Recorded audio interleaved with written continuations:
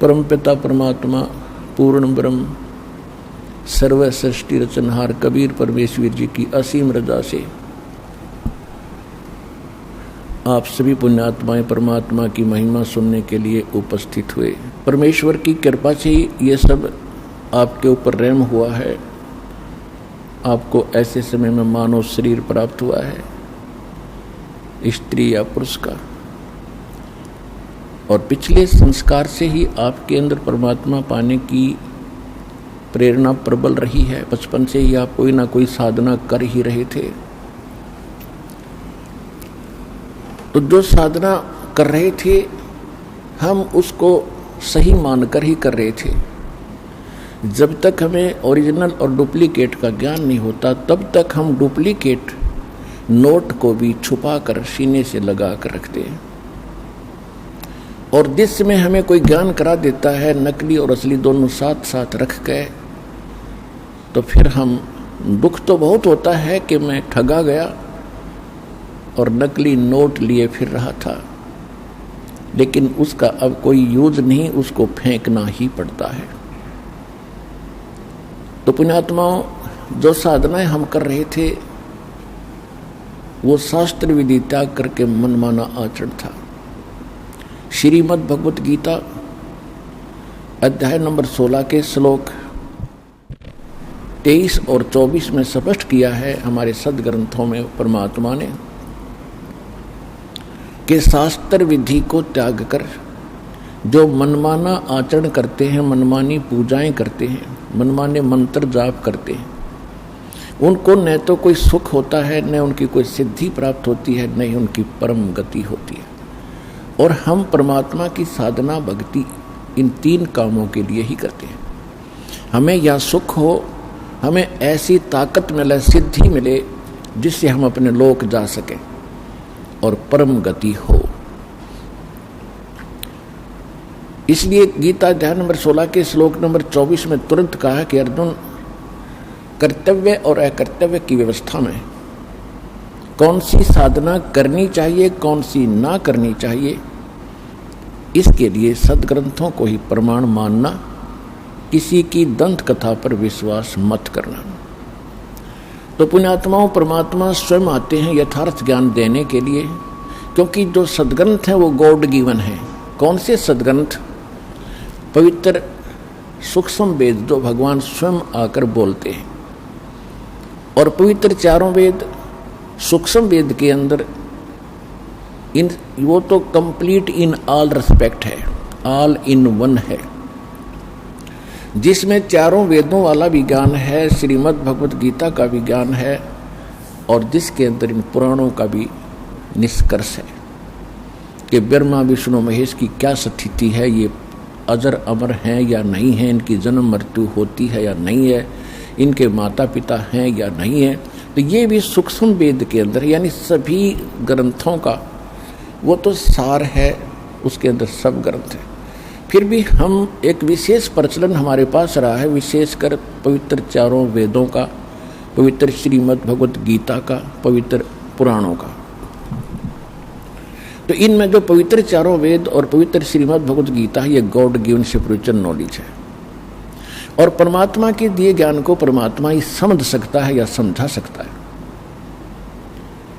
तो स्वयं परमात्मा आते हैं तभी यथार्थ ज्ञान कराते हैं।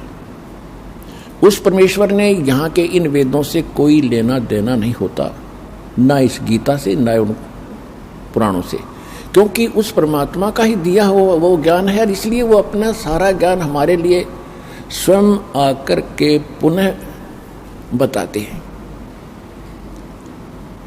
और इन वेदों को और गीता को हम एक बहुत ही अच्छे ऑथेंटिक सत्य ज्ञान युक्त मानते रहे हैं हम हिंदू धर्म के सभी पुण्यात्माएं।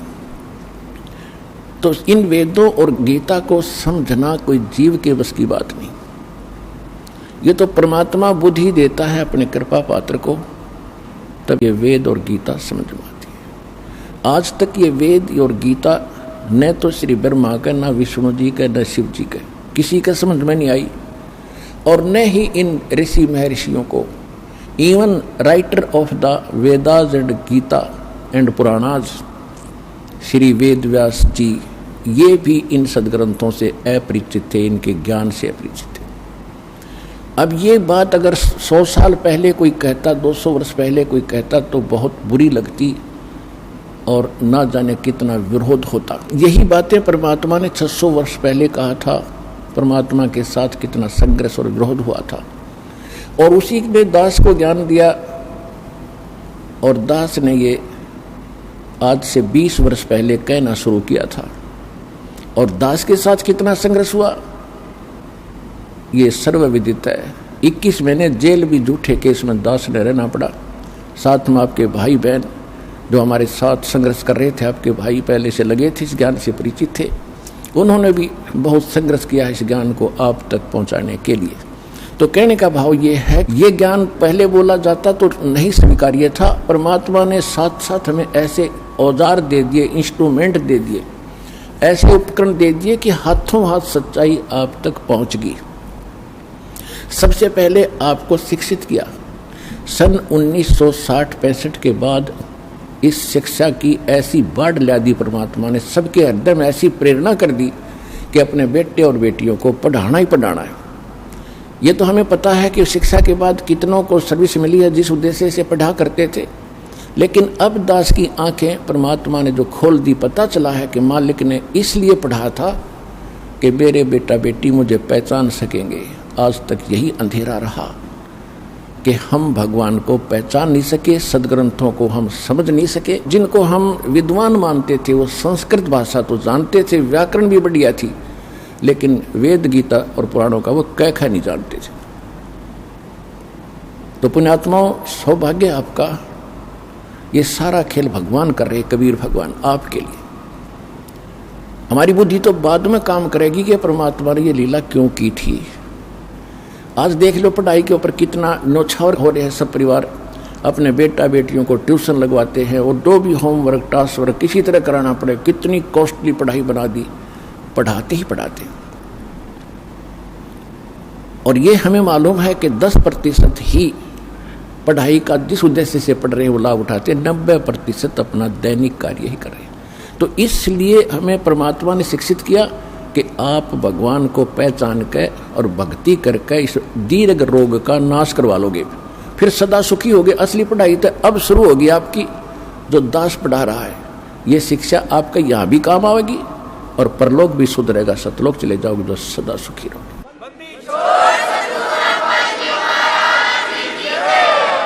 तो प्रसंग चल रहा है कि वो परमात्मा स्वयं आकर ही वो ज्ञान देते हैं, वो विधान बताते हैं। नहीं तो इन वेद और गीता को 5500 वर्ष हो चुके हैं, 5500 वर्ष हो चुके हैं इन वेदों और गीता को लिखे हुओं को, कागज पर उतारे हुओं को। और इनको याद करके कोई चतुर्वेदी प्रसिद्ध हुआ। 4 वेदों को कंठस्थ याद करना कोई बालकों का खेल नहीं है, वो भी कर लिया। उन्होंने सोचा था कि शायद वेदों के पढ़ने से मोक्ष हो जाएगा, मोक्ष नहीं हुआ। विद्वान बन गए, वह अज्ञानी बन गए, अभिमानी बन गए। किसी ने 3 वेदों को कंठस्थ किया, वो त्रिवेदी कहलाए। किसी ब्राह्मण ने 2 वेदों को कंठस्थ कर लिया, याद परंपरा थी उनकी, सभी करते थे याद ऐसे, तो वो द्विवेदी कहलाए। लेकिन मोक्ष नहीं था। क्यों? क्योंकि गुरु बिन काहू न पाया ज्ञाना, जो थोथा बुस छड़े मूड किसाना।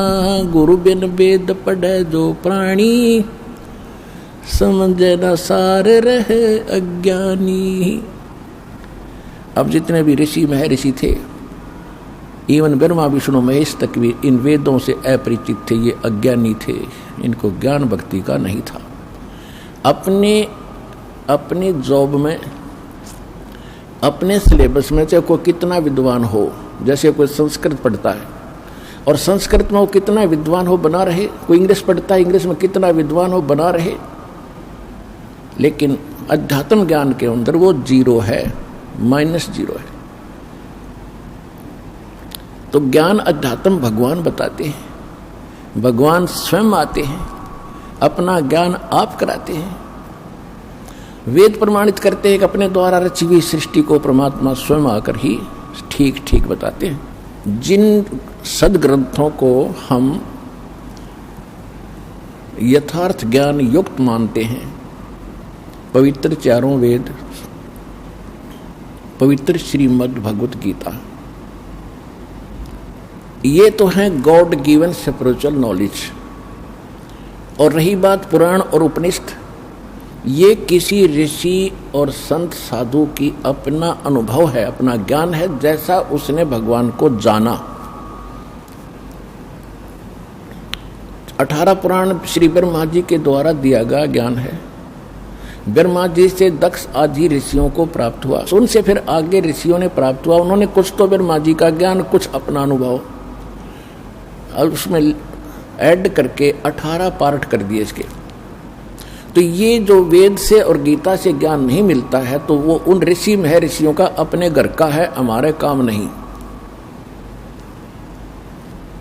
और वेद और गीता में जो ज्ञान है, यदि वो सूक्ष्म वेद में मिलता है, जैसे श्रीमद् भगवत गीता में कुछ इस काल भगवान ने, ब्रह्म ने कुछ थोड़ी सी गड़बड़ी कर रखी है, जिसमें इसने युद्ध कराने के लिए बकवाद करी है।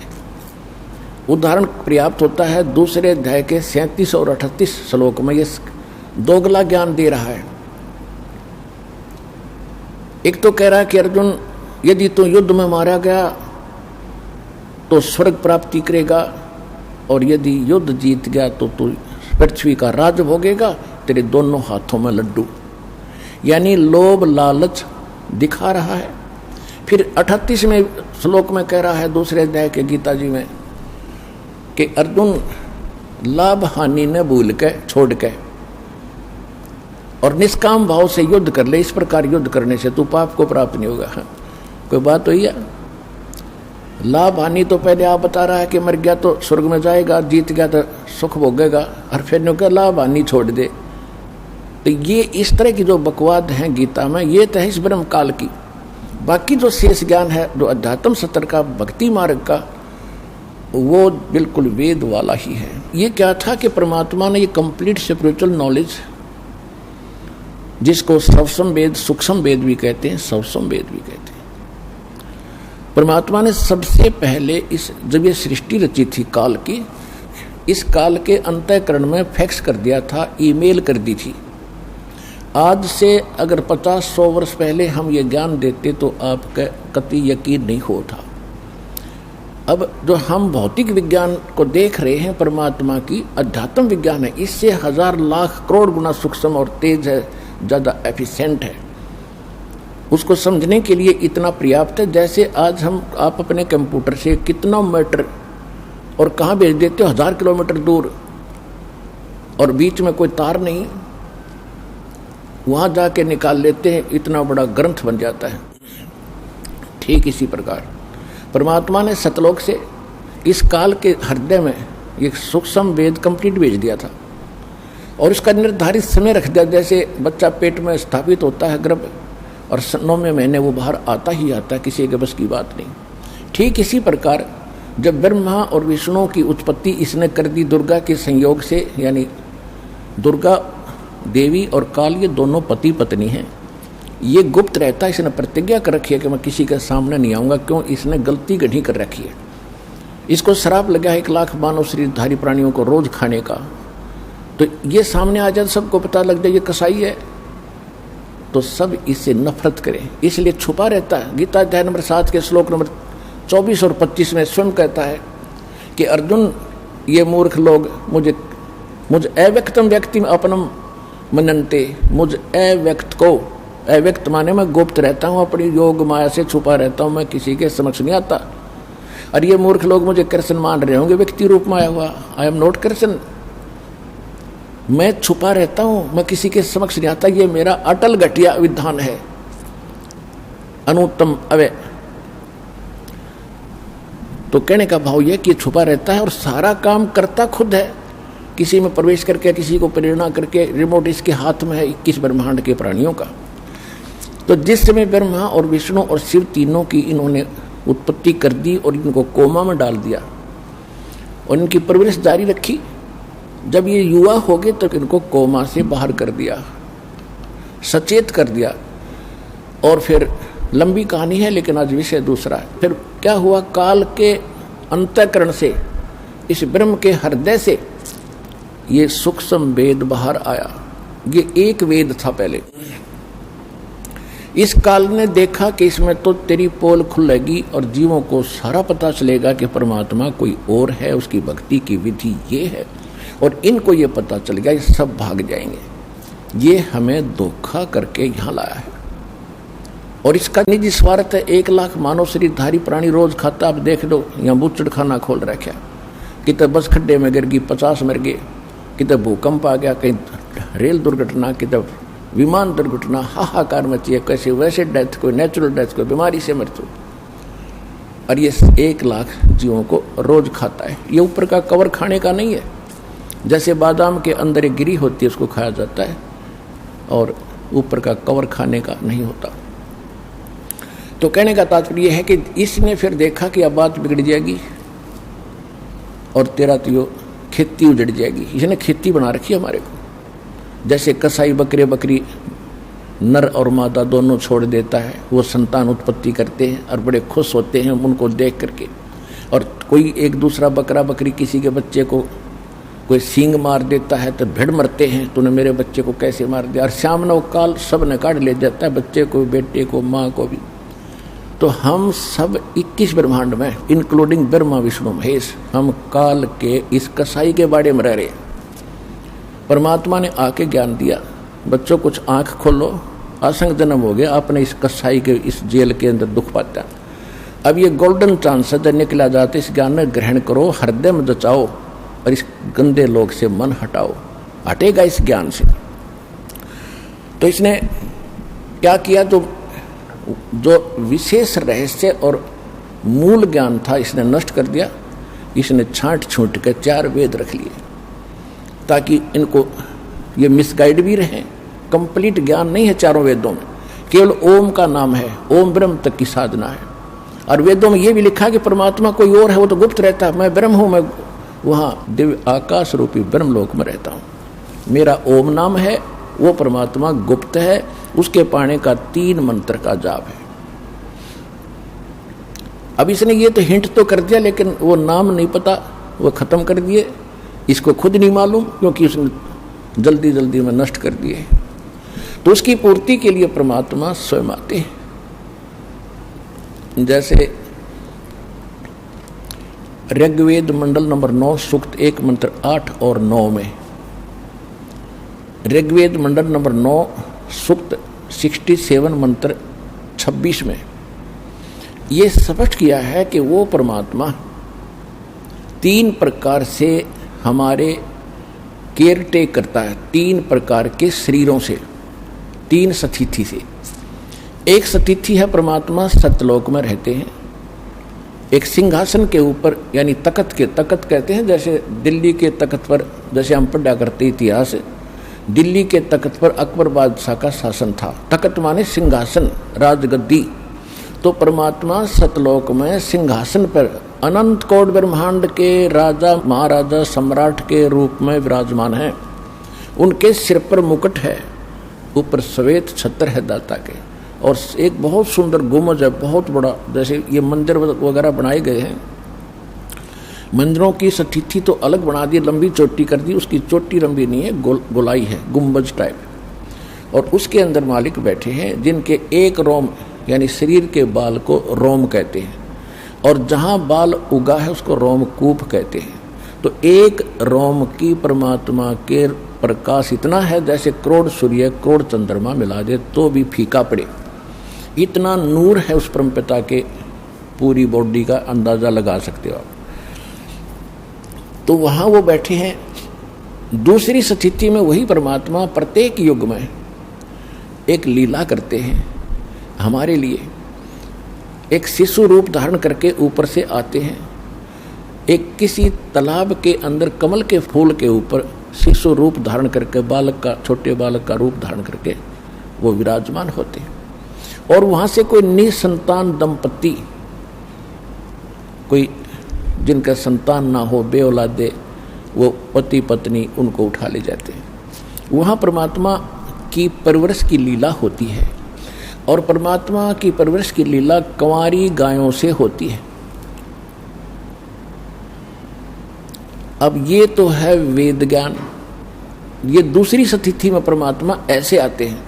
और तीसरी स्थिति उनकी क्या है कि वे कहीं भी कभी भी कहीं भी प्रकट हो जाते हैं, एक साधु संत महात्मा या कोई अन्य रूप बना के, और अपनी प्यारी आत्माओं को मिलते हैं, उनको भी यथार्थ ज्ञान समझाते हैं, उनको ज्ञान देते हैं और सतलोक से परिचित करा के उनको वापस छोड़ देते हैं। कलयुग के अंदर इस परमात्मा की लीला विशेष पिक्चर में है, विशेष प्रमाणित है। इसी से अंदाजा लगा लेना कि चारों युगों में परमात्मा ने ऐसा ही किया है। तो इसमें जो तीसरी स्थिति में परमात्मा आए हैं वो किन किन महापुरुषों को मिले हैं जो दास के नॉलेज में है। आदरणीय धर्मदास साहिब जी, आदरणीय मलुकदास साहिब जी, आदरणीय नानक साहिब जी सिख धर्म के प्रवर्तक, आदरणीय दादू साहिब जी, आदरणीय गरीबदास साहिब जी गांव छुड़ानी जिला झज्जर हरियाणा वाले, आदरणीय गीसा दास साहिब जी गांव खेखड़ा जिला बागपत उत्तर प्रदेश वाले, और आदरणीय स्वामी रामानंद जी काशी वाले आचार्य पंडित जी उनको मिले थे। आज आपको जो परमात्मा कलयुग के अंदर प्रकट हुए उसकी जानकारी देंगे, क्योंकि परमात्मा के ज्ञान को हम समझ नहीं सके और हमारे धर्म गुरु कबीर परमात्मा को एक धानक, एक शूद्र, एक जुलाहा कह करके उनसे हमारे हृदय में उनके प्रति नफरत पैदा कर रखी थी कि वो तो शूद्र जाति का था, अनपढ़ था, वो पता नहीं क्या क्या बकवाद करता था। और यहाँ तक बकवाद कर रखी थी कि वो किसी विधवा ब्राह्मणी का जन्म लिया था और वो शर्म के मारे कहीं डाल गई थी कि इन लोगों ने तो ठेका ले रखा था, काल के एजेंट बन गए थे, ये भगवान से हमें दूर रखने का इन्हें कॉन्ट्रैक्ट ले रखा था, एग्रीमेंट कर रहे थे काल से। लेकिन ये एग्रीमेंट कब तक चलेगा मालिक के सामने। परमात्मा ने समय रख दिया था कि चौथा युग जब कलयुग आवे तब हम अपना अंश पठावें। काल फंद छूटे नर लोई, सकल सृष्टि परवानी खोई, घर घर देखो बोध विचारा, सत्य नाम सब ठोर उचारा। और कलयुग बीत जावा जब एता, कलयुग बीते 5505 जब ये वचन मेरा होगा सच्चा, कलयुग बीत जावा जब एता, तब सकल जीव परम पुरुष पद चेता। तो इस समय इब आ गया भगवान के बारे में कंप्लीट जानकारी आपको परमात्मा ने इस दास के माध्यम से करवाना है, और वो करवाई दी है। तो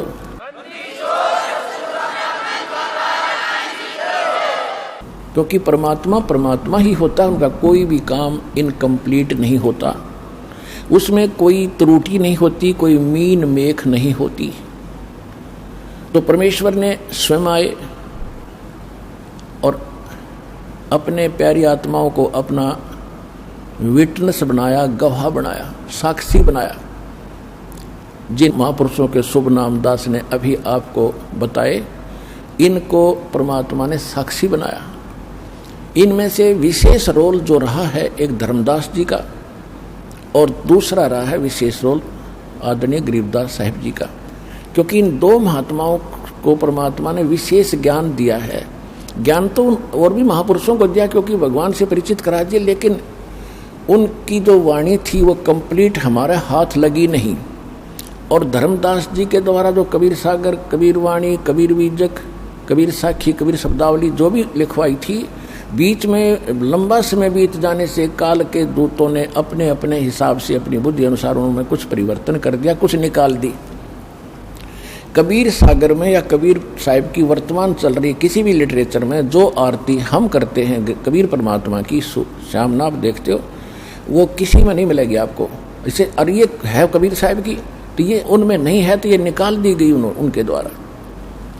तो उसकी पूर्ति करने के लिए परमात्मा ने धर्मदास जी से कहा था कि 12वां पंथ जब होगा 1774 में उसका जन्म होगा, विक्रमी संवत 1774 में, सन 1717 में, और उसके द्वारा मेरी महिमा की वाणी पुनः प्रकट होगी। लेकिन उस मेरी वाणी को और गरीबदास जी के द्वारा 12वें पंथ द्वारा बोली गई वाणी को वो अनुयायी समझ नहीं सकेंगे।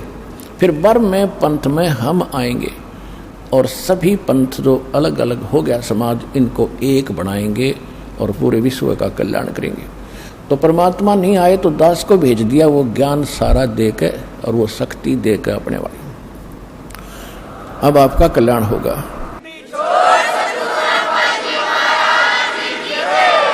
तो प्रसंग उठा है कि गरीबदास जी ने परमात्मा के बारे में कहा, ना सतगुरु जननी जने उनके माने बापे, पिंड ब्रह्मंड से रहित जाना तीनों ताप। के ना सतगुरु जननी जने, कबीर परमात्मा माँ से जन्म नहीं लिया और उनके कोई माता पिता नहीं है।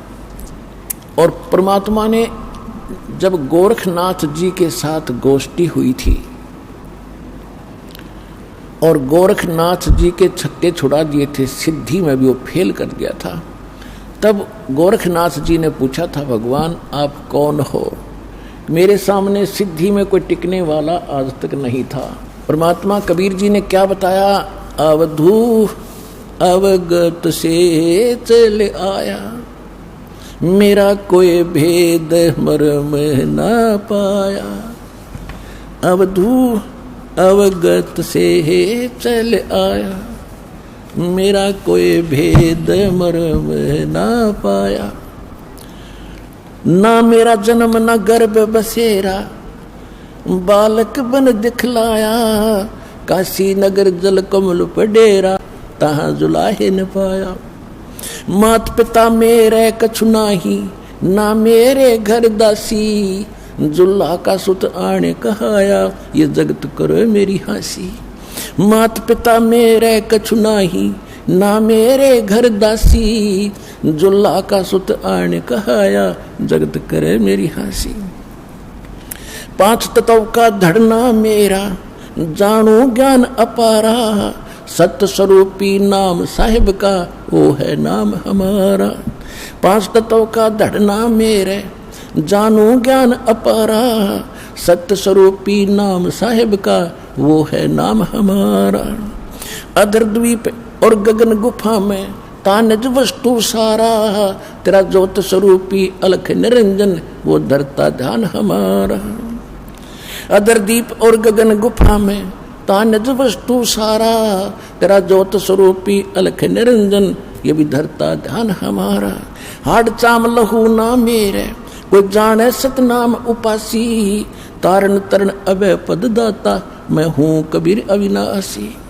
हाड चाम लहू ना मेरे, कोई जाने सतनाम उपासी, तारण तरण अभय पद दाता, मैं हूँ कबीर अविनाशी। परमात्मा ने कहा कि ना मेरा जन्म ना गर्भ बसेरा, एक बालक बन दिखलाया, और काशी नगर जल कमल पर डेरा, तहाँ जुलाहे न पाया। मात पिता मेरे कछु नाही, ना मेरे घर दासी, और दुल्ले का सुत आन कहाया, यू जगत करे मेरी हंसी।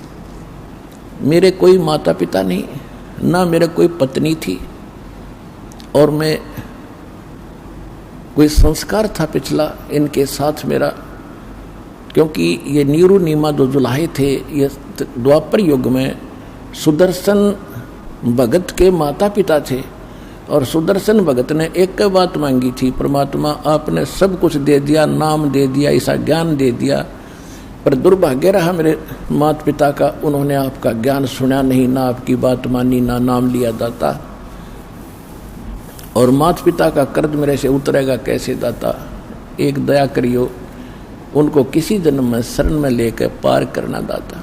तो परमात्मा ने कहा, सोचा था कि ये मूर्ख भी मरेगा माँ बाप के मुंह में, तो परमात्मा ने कहा था, या चिंता छोड़, टेंशन छोड़ दे तू, उन्हें मैं पार करूँगा। तो तब संतोष हुआ था उस भोले भगत के। परमात्मा ने पता था यो भी जागा नरक में, आज इसको आश्वासन नहीं दूंगा। सुदर्शन जी को ये पता था कि परमात्मा ने जो कह दिया वो फाइनल है, तब वो निश्चिंत होकर सतलोक गया था, न भी रह जाता ये।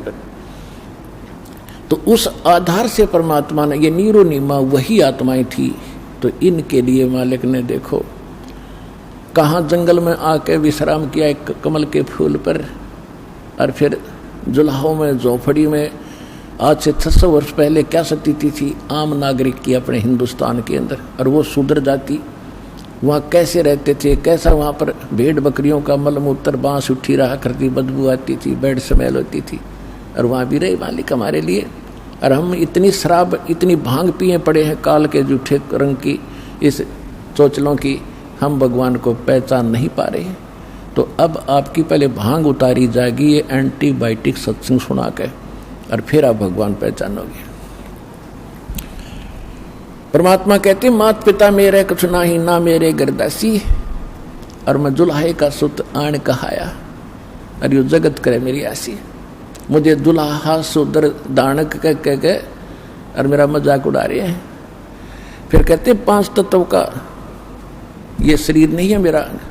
यजुर्वेद अध्याय नंबर 40 के मंत्र 8 में उसमें लिखा है कि सपरि आगात कबीर मनीषी शुक्रम अकायम ऐसनाविरम। परमात्मा जो है, जो कबीर परमेश्वर है, कबीर परमेश्वर सर्वज्ञ है, मनीषी माने विद्वान सर्वज्ञ, और उनका शरीर शुक्रम अकायम ऐसनाविरम अबिंदम, उसका शरीर जो मालिक का है वो स्नायु से वाला नहीं है, और माता पिता से बनी हुई काया नहीं है, शरीर से शुक्र से बनी हुई काया नहीं है, माता पिता के शुक्र से रज बीरज से बनी हुई उसकी काया नहीं है। अब इन अनाड़ी ऋषियों ने 40वें अध्याय के 8वें श्लोक को कैसे गलत डिफाइन कर दिया, शुक्रम अकायम, कि वो अकायम है। और शुक्रम क्यों कहा फिर उसने, शुक्रम शब्द किस लिए लगा दिया, कायम शब्द पर्याप्त था, फिर क्यों ऐसनाविरम माने उसके नर्वस सिस्टम नहीं है, स्नायु नहीं है, ऐसनाविरम शुक्रम अकायम, शुक्र से बनी हुई काया नहीं है, और उसमें नाड़ी तंत्र नहीं है, वो स्वयंभू है, प्रिभू है, सबसे पहला परमात्मा है। सप्रि आगात, सबसे पहला देहधारी वही है, सप्रि आगात यानी सबसे पहला देहधारी वही परमात्मा है। और उसका शरीर कैसा है, वो शुक्रम अकायम ऐसनाविरम, वो माता पिता के शुक्र से बना हुआ उसका शरीर नहीं है, नाड़ी तंत्र उसके अंदर नहीं, लेकिन है साकार, वो स्वयंभू है, उसका कोई जनक नहीं है। तो यहां बताते हैं 5 तत्व का धड़ना मेरे में जानो ज्ञान अपारा, और सत्स्वरूपी नाम साहिब का ओ ही नाम हमारा, यानी असली नाम परमात्मा का कबीर साहब है, और वो कहते वो ही नाम है मेरा असली नाम, ये समझ लो। और कहते अदर द्वीप गगन गुफा में तानिज वस्तु सारा, और तेरा ये ज्योत स्वरूपी काल निरंजन ब्रह्म ये भी धरता है ध्यान हमारा, ये भी मेरा ध्यान करता है, और वहाँ से फिर मैं इसको टुकड़ा देता हूँ, इसका 21 ब्रह्मांड चल रहा है। हाड चावलो ना मेरे, ये हाड चावड़ा लोग का शरीर नहीं है, कोई जाने सतनाम उपासी, यानी मेरे इस स्थिति को उस समय जानेंगे जब सतनाम का प्रचार सब जगह हो जाएगा, उनके अंदर सब प्रमाणों से प्रमाणित किया जाएगा। और तारण तरण अभय पद दाता, मैं हूँ कबीर अविनाशी, कि मैं हूँ तारण तरण अभय पद देने वाला, सतलोक ले जाने वाला, मैं कबीर अविनाशी हूँ, वास्तव में मैं परम परमात्मा हूँ।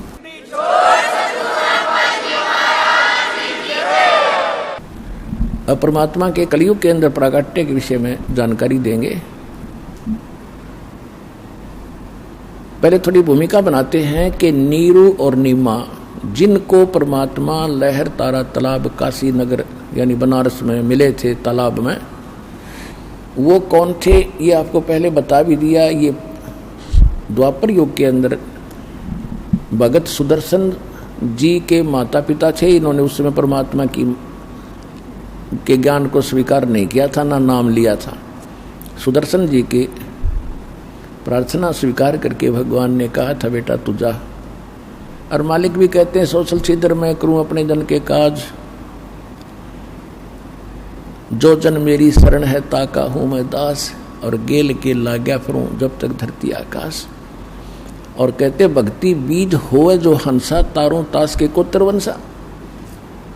जो भक्ति मेरे ज्ञान को स्वीकार करके इस भक्ति के बीज को स्थापित कर लेगा, उसकी 101 पीढ़ी को पार करूंगा, ये भगवान का वचन है। जो जन मेरी शरण है ताका हूं मैं दास। गेल गेल लाग्या फिरूं जब तक धरती आकाश। आपके लिए भगवान कहाँ से पीछे पड़ा हुआ, पर आप बच्चे हो, आप आगे आगे हो, पिताजी पीछे पीछे घूम रहा है, आप भाग भाग कर दौड़ के और गिर जाते हो गड्ढे में, काल के गड्ढे में, 84 लाख योनियों में फिर पड़ जाते हो। फिर इंतजार करता है दयालु कि कब इनको मनुष्य जन्म मिले, कब इनको फिर सद्बुद्धि दूं, ये पहचाने मेरे को। तो पुण्यात्माओं, अब वो समय आया है जो परमात्मा ने पूर्व निर्धारित किया था। अब इसके लिए हमने ज्ञान सुनना अनिवार्य है, क्योंकि ज्ञान के बिना हम परमात्मा से जुड़े नहीं रह सकते। क्योंकि कबीर साहब कहते हैं कि ज्ञान संपूर्ण हुआ नहीं, हृदय नहीं छिदाए, और देखा देखी भक्ति का यूं रंग नहीं ठहरा।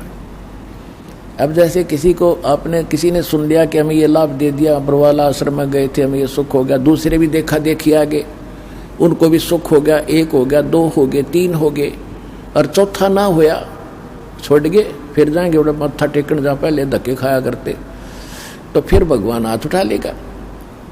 तो इसलिए ज्ञान होना अनिवार्य है। ज्ञान होने के बाद आप यहाँ से नहीं जा सकते। लाभ हो रहा है या ना हो रहा है, ये भगवान ने देखना है, क्योंकि आप जो चीज मांग रहे हो वस्तु, वो आपको हानि कर रही हो आने वाले समय में, तो भगवान नहीं देगा आपको। तो कहने का भाव ये है कि सबसे पहले आपको ज्ञान से परिचित करा जाएगा, और ज्ञान से परिचित होने के बाद फिर आपकी स्थिति कैसी हो जाएगी। बंदी छोड़ दयाल जी तुम तक हमारी दौड़े, जैसे काग जहाज का फिर सूजत और न ठोरे। जैसे पुराने समय में समुद्री जहाज के अंदर, क्योंकि लंबा समय होता था, खाना खूना उसी में बनाते हैं, खाते हैं, और उस पे कौवे बैठकर चल पड़ते थे कि ये खाना खाएंगे, टुकड़े डालेंगे, हम भी खाएंगे।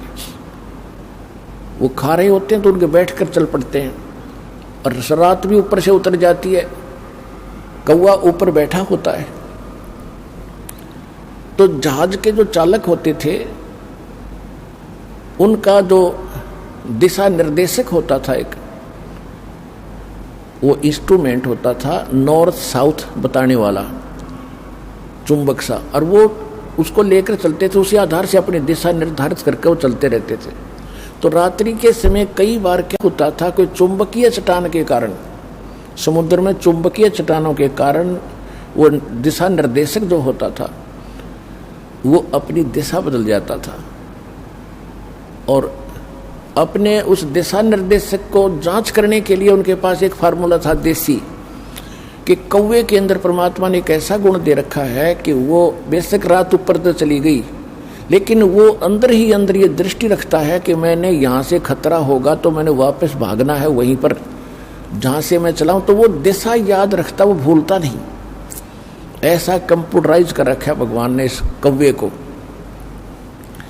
तो वो अपने उस इंस्ट्रूमेंट का जांच करने के लिए चालक क्या करते थे, उस कौवे के डले मारते थे, उसको विवश कर देते थे जहाज से उड़ने के लिए, और वो चलता था उड़ के फिर सीधा अपने उस जहां से वो चला था उसी दिशा में सीधा चलता है। तो जिस कारण से वो जहाज वालों का तो इतना ही काम था, किसी ये देख लिए कौन सी दिशा में जा रहा है, तो वो पूर्व दिशा से चले थे तो पूर्व दिशा को चलेगा, तो वो सीधा कर लेते अपने जहाज को कि हम अब ठीक चल रहे। और जब कौवा देखता है वो 100-200 फुट 400 फुट उड़ता है, उसको कहीं और ठिकाना दिखाई नहीं देता उस जहाज के अतिरिक्त। अगर जहाज के अतिरिक्त वो कहीं बैठता है तो डूब कर मरे उस पानी में, जल में। इसलिए वापस आकर उसको जहाज पर ही शरण लेनी पड़ती है, उसको कहीं ठिकाना और दिखाई नहीं देता।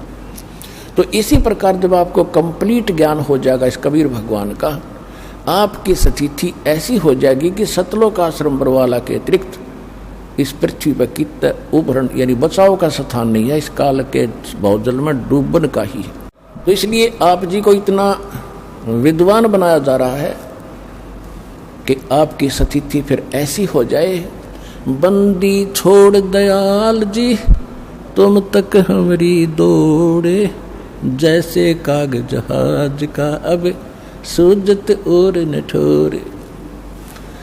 तो आज आपको परमात्मा आपके लिए कितना कष्ट उठा रहे हैं, कैसे आते हैं, और आप इतने अनजान हो गए, इतने गाफिल हो गए कि आप भगवान को नहीं पहचान पा रहे।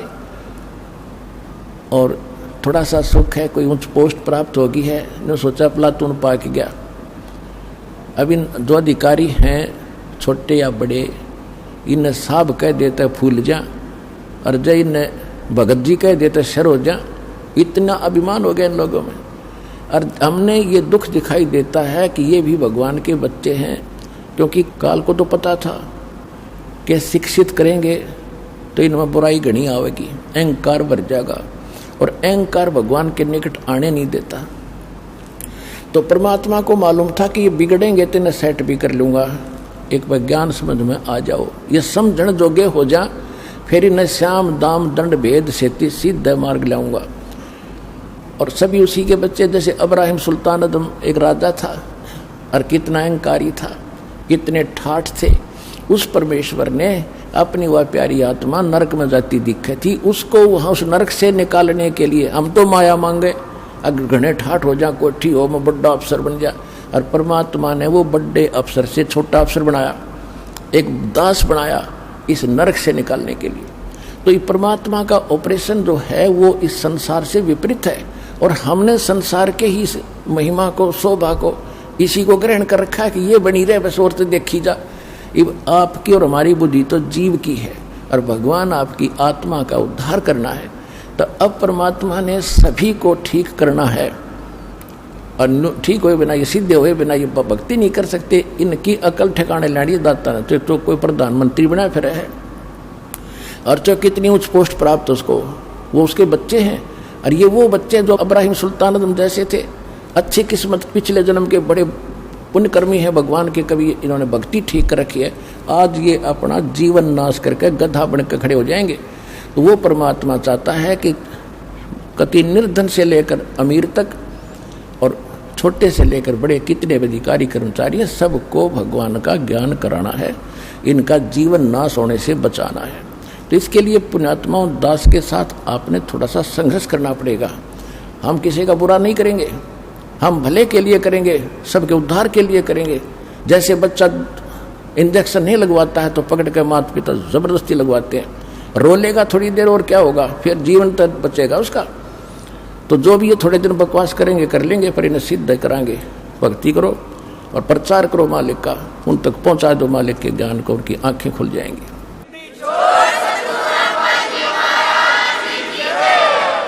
तो आज जो है परमात्मा इसीलिए आते हैं। ये नीरू नीमा उसी जन्म में गौरी शंकर और सरस्वती नाम के ब्राह्मण ब्राह्मणी थे। इनका दोनों का संयोग फिर पति पत्नी का ही था। गौरी शंकर इस पुरुष का नाम था। ये बहुत अच्छा नेक व्यक्ति था, अच्छा ब्राह्मण था, किसी को गुमराह नहीं करता था, ना ये दूसरे जो श्राद्ध श्रूद के चक्कर में ये नहीं पड़ता था। केवल शिव भगवान की कथा करके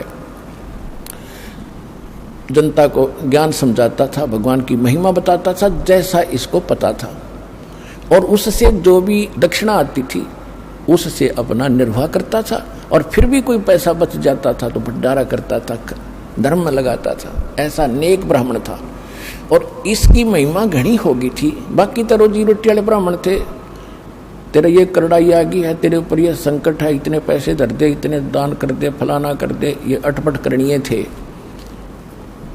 तो उनकी महिमा कम होती जा रही थी, और गौरी शंकर की संख्या श्रोताओं की यानी यजमानों की बढ़ती जा रही थी।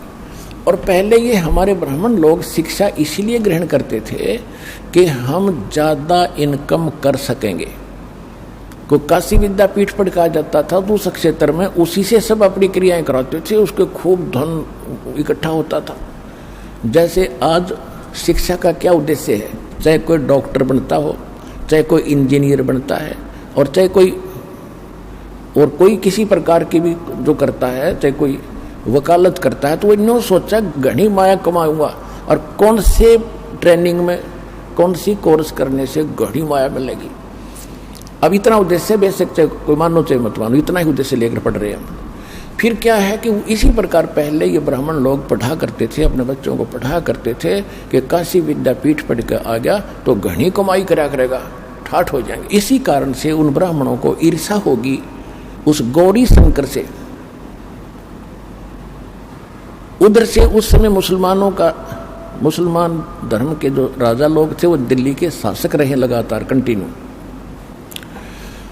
तो मुसलमानों को पता चला, काजी और मुल्लाओं को, कि हिंदू धर्म का सबसे ज्यादा प्रचार ये गौरी शंकर कर रहा है। और उनको ये भी मालूम हुआ कि जो अन्य धर्म गुरु हैं वो सारे इसके विरोधी हैं। उसका फायदा उठा के उन्होंने गौरी शंकर सरस्वती को जबरदस्ती मुसलमान बना दिया। उनके घर में अपना जूठा पानी छिड़क दिया, उनके मुंह में डाल दिया, और सब देखने वाले देख रहे थे। उन ब्राह्मणों को पता चला जो इससे ईर्षा रखते थे, उन्होंने सब जगह पंचायत करके कह दिया कि गौरी शंकर मुसलमान हो गया, इसको धर्म से जाति से निकाल दिया, इसको गंगा में स्नान करना बंद, इससे कोई भाईचारा बंद और इसके नाते रिश्ते बंद। अब वो ऐसा ही हो गया और उसके पास कोई चारा बचा नहीं। गौरी शंकर सरस्वती के पास उन्होंने मुसलमान धर्म स्वीकार करना पड़ा। अब समस्या आ गई रोजी रोटी की। पहले तो दक्षिणा आती थी, अब उन्होंने सोचा भी सस्ते में कौन सा काम शुरू हो। उन्होंने कपड़ा बुनने का काम सबसे आसान लगा। उसमें कोई पैसा नहीं लगता, 4 लकड़ के लठ गाड़ने होते हैं डंडे खुट्टे से, और तार पूरा अपना शुरू कर दिया। एक लिया के वो छोटा सा काट का बना होता है लोहे का, बस उससे उसका गुजारा शुरू कर दिया। फिर भी इतने नेक थे कि अपना गुजारा करते थे, बच जाता था धर्मपुन पर। जैसा भी उस धर्म का ज्ञान था उसी तरह लगाने लगे। अब परमात्मा अपने पूर्व संस्कार अपने वचनानुसार उनको आके संभालना ही था, और उसके साथ साथ फिर अपनी जो लीला वो करते हैं प्रत्येक युग में वो भी करनी ही थी। संवत 1455 विक्रमी संवत 1455 सन 1398 ज्येष्ठ सुदी पूर्णमासी को सुबह सुबह परमात्मा ब्रह्म मुहूर्त के अंदर, ब्रह्म मुहूर्त होता है सूर्य उदय होने से लगभग 1.5 घंटा पूर्व का समय, तो उस समय परमात्मा सतलोक से आकर के, इससे पहले थोड़ा ये बताना अनिवार्य हो गया कि नीरू और नीमा उनके नाम रख दिए। गौरी शंकर का नाम रख दिया नूर अली, उसको शॉर्टकट में नीरू कहा करते थे, और उसका सरस्वती का नाम रख दिया नियामत, तो उसको कहने लगे नीमा। तो नीरू नीमा का गंगा घाट पर स्नान करना बंद कर दिया हिंदुओं ने, धर्म गुरुओं ने।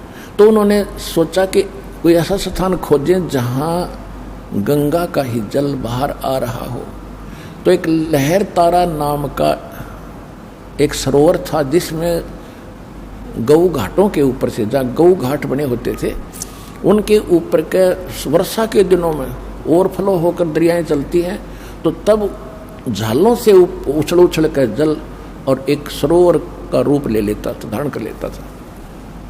फिर वो सारा वर्ष बड़ा निर्मल जल रहता है, क्योंकि गंगा के जल में एक विशेषता है, वो खराब नहीं होता, बहुत स्वच्छ और निर्मल जल, उसमें कमल के फूल उगाए होते हैं। तो वो वहाँ स्नान करने जाने लगे, जो उनकी कुटिया से लगभग 4 किलोमीटर दूर था, 3.5-4 किलोमीटर। ये दास देख कर आया है, दास के साथ सैकड़ों भगत भी आपके भाई बहन गए थे, वहाँ देख कर आए थे। तो लहर तारा तालाब में वो प्रतिदिन स्नान करके आया करते थे। उसी सरोवर के ऊपर एक अष्टानंद नाम के एक ब्राह्मण थे, ऋषि, जो स्वामी रामानंद पंडित जी आचार्य थे, बड़े विद्वान पुरुष माने जाते थे, वो वेदों और गीता के, उनके शिष्य थे। वो भी वहाँ स्नान करने जाते थे प्रतिदिन, दूसरे किनारे पर, नीरुनिमा दूसरे किनारे पर स्नान करते थे। और अष्टानंद जी स्नान करके प्रतिदिन वहाँ अपने गुरुजी द्वारा प्राप्त भक्ति विधि का कुछ अभ्यास किया करते थे, ध्यान आदि लगाने की चेष्टा वहाँ करते थे, क्योंकि वहाँ सुंदर सुबह सुबह शांत वातावरण, और गर्मियों का मौसम था, जून का महीना, शीतल हवा सुबह सुबह चल रही थी, बहुत अच्छा वातावरण वहाँ जंगल का होता है। वहाँ नहा के धो के अपना बछा के चद्दर और वहाँ बैठ कर अपनी साधना प्रतिदिन किया करता था कुछ समय के लिए, फिर चलाता था, उसमें स्नान करके ऐसे साधना करता था। तो परमात्मा सतलोक से चलकर परमेश्वर आए कबीर जी और एक शिशु रूप धारण करके कमल के फूल पर विराजमान हुए। जब परमात्मा सतलोक से चले शिशु रूप धारण करके सह शरीर आ रहे थे तो अष्टानंद जी ध्यान अवस्था करने की चेष्टा कर रहे थे। कभी आंखें खोल लेते थे, कभी बंद होती थी। तो उसने क्या देखा कि आकाश से एक प्रकाश का, बहुत तेज प्रकाश का गोला सा और पूरी गति से आ रहा है। उसने जो ही उसकी तरफ देखा, उसकी चरम दृष्टि उस नूर को, उस तेज को सहन नहीं कर सकी, उसकी आंखें बंद होगी। जिस प्रकार हम सूर्य की तरफ देख लेते हैं गलती से कभी, तो हम उसको ज़्यादा देर देख नहीं सकते, तुरंत आंखें बंद हो जाती। और आंखें बंद होती हैं या दूसरी तरफ करते हैं तो हमारी आंखों के सामने सूर्य का प्रकाश रहित एक आकृति दिखाई देती है। प्रकाश रहित एक आकृति हमारे आंखों में समा जाती है और जिधर भी देखते हैं फिर वही दिखाई देती है। इसी प्रकार अष्टानंद ने जब उस गोले प्रकाश के पुंज को देखा, उसकी आंखें सहन नहीं कर सकी चरम दृष्टि, तो आंखें बंद हुई। तो क्या देखा, एक बालक दिखाई दिया, प्रकाश रहित नूर बालक का, आकृति बच्चे की दिखाई दी। फिर उसने इधर उधर देखा तो वो आंखों वाला ही बच्चा दिखाई दे रहा था और वो नूर इतनी देर में आके, इतनी सेकंड में, और उस कमल के फूल पर इकट्ठा होकर के परमात्मा ने अपना तेज समेट लिया। शिशु रह गए। अंधेरे में उसने और कुछ दिखाई नहीं दिया कि मुझे तो मेरी आंखों में एक बच्चा सा दिखाई दे रहा, ये क्या लीला हुई। वो उठकर चल पड़ा। उसने जाकर के अपने पूज्य गुरुदेव स्वामी रामानंद ब्राह्मण पंडित जी से अपनी सारी घटना बताई कि महाराज ये क्या कारण है, ये कोई मेरी भक्ति की उपलब्धि है या कोई मेरी भ्रमणा है, मुझे कोई शंका हुई है। तो उन्होंने कहा कि बेटा, ऐसी जब सतिथि होती है, ऐसी जो लीला होती है, ये ऊपर से अवतार गण आते हैं और यहाँ किसी माँ के गर्भ में जन्म लेंगे, वो उनके शरीर में चले गए हैं और कुछ दिनों में जन्म लेकर वो अपनी लीला करेंगे बेटा, जैसा उनका निर्धारित होता है। अब स्वामी रामानंद जी को इतना ही ज्ञान था कि ये जिनको भगवान मानते हैं, श्री राम, श्री कृष्ण आदि, और जितने भी ये 9 अवतार मानते हैं, 24 मानते हैं, ये सभी माँ से ही जन्म लेते हैं। लेकिन उनको वो ज्ञान नहीं है कि भगवान तो वो है जो माँ से कभी जन्म लेता ही नहीं। वो इतना इनकम्प्लीट नॉलेज ही था। फिर भी जैसा अपने शिष्य का समाधान उसने करना था वो समाधान कर दिया और अष्टानंद जी संतुष्ट हुए। उधर से क्या हुआ कि नीरू नीमा की एज बहुत हो गई थी, उनका कोई संतान नहीं थी। और पुण्यात्मा, हमारे समाज में एक बहुत बड़ी बीमारी ये भी है कि किसी का संतान ना हो तो उसका जीना आराम कर देते हैं। यहाँ तक देखा हमने कि उससे तो नफरत करने लग जाते हैं कि इसकी सुबह सुबह शक्ल भी ना देखनी चाहिए जिसका संतान नहीं है। और जिस कारण से वो स्वयं भी महसूस कर जाते हैं कि हम चले हैं तो लोग घरों में बढ़ जाएंगे या कोई रास्ता बदल जाते हैं। लेकिन अब बने क्या? अब अध्यात्म मार्ग के अंदर हम आपको बताते हैं कि जिनका संतान नहीं है, वो तो अलग बात है कि आज समाज, ऐसे समाज में रहते हो जहां आपको ये ज्ञान सुनने को मिलता नहीं, और सुनने को मिलता है तो एक दिन मिलता है, वहाँ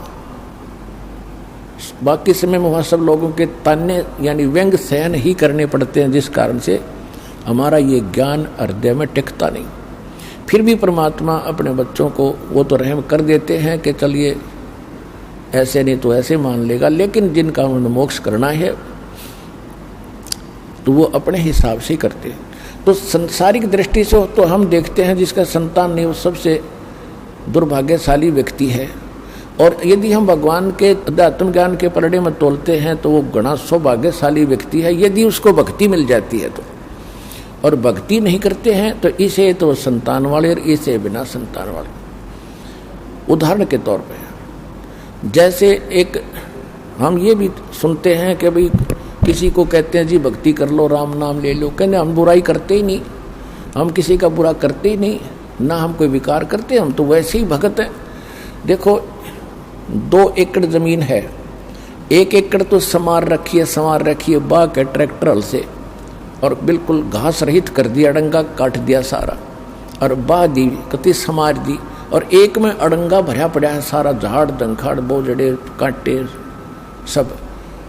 यदि उस समारे हुए में, यानी जो कहते हैं हम बुरा नहीं करते, हम तो किसी की आत्मा नहीं दुखाते, हम कोई बुराई नहीं करते, तो वो है नो सोच ले समरा हुआ खेत। और दूसरे जो बुराई करते हैं, चोरी करते हैं, डाके डालते हैं या और भी कोई बुराइयां करते हैं, शराब पीते हैं, वो हैं उसमें वो एकड़ जमीन जिसमें झाड़ बोझड़े हुए खड़े हैं। तो दोनों में अगर उस समरे हुए खेत में भी बीज ना बीजा गया तो कोई वैल्यू नहीं उसकी, बराबर है दोनों के दोनों। तो कहने का भाव यह पुण्यात्माओं, जब भक्ति जो ऐसी आत्माएं हैं उन्हें तो जल्दी काम बनेगा उनका, सारी बुराई पहले से दूर है। समरा खेत बीज बोध उदास देगा आपको और भक्ति का कल्याण कराओ अपना आत्मा का। तो इस प्रकार उस नीमा सुबह स्नान करने जाया करते थे। उस दिन पहले दिन कोई एक ऐसी कोई रिश्तेदार आ गई